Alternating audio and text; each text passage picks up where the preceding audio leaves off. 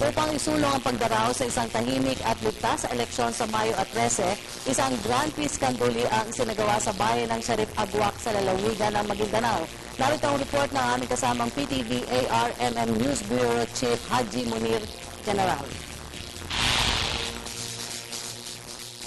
Nagsagawa kamakailan ng isang Grand Peace Kanduli ang bayan ng Sharif Aguac sa lalawigan ng Maguindanao bilang Thanksgiving para manatili na ang kapayapaan sa Mindanao, lalo na magkakaroon na ng halalan sa Mayo at 13. Higit sa lahat, idinaos itong Peace Kanduli bilang pagpapakita ng mga mamayan ng Sharif Aguac sa pangunguna ni Mayor Bain Zahara o PAM ang patuan ng kanilang buong suporta sa Framework Agreement o di Bangsamoro. Nakiusap din siya na huwag sirain ang magandang adhikain ng Framework Agreement o di Bangsamoro. Kay Mayor Bain Zahara, dapat paglaanan ito ng buong suporta ng lahat hanggang may tatag ang Bangsamoro government. Kaya sa araw ng Kandoli, lahat ng mamayan sa Sharif Aguac ay nagkaisa.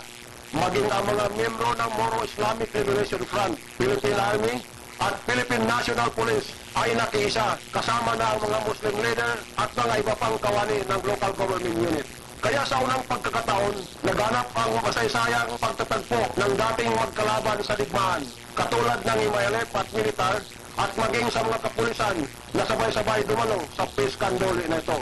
Pinaunlakan naman ni Sheikh Dajjali Jafar, ang Imayalep First Vice Chairman for Political Affairs, ang makasaysayan na pagtitipon bilang panahuin pandangal. Ayon kay Jafar, dahil sa maayos na ugnayan ng pamunuan ng militar at Imayalep, naging matahimik dito sa party ng Mindanao at tinaasahan tuloy-tuloy na ang kapayapaan. Magandang pagtutulungan sa pagkita ang forces of the Philippines through the leadership of the 6th Infantry Division. Sapagkat dahil sa magandang coordination through the mechanism ng peace talks. Sa parte naman ng militar, sinabi ni Colonel Edgar Gonzales, ang 1st Mechanized Brigade Commander ng Army, anya sila ay tatalima sa mga alituntunin para manatili ang katahimikan at maiwasan na rin ang kaguluhan. We will adhere to the primacy of the peace path.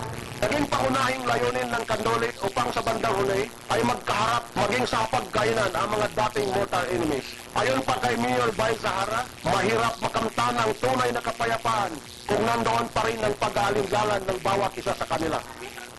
Ang kapayapaan, kaunahan, at pagganap ninuman sa ating karapatan bilang mamamayan.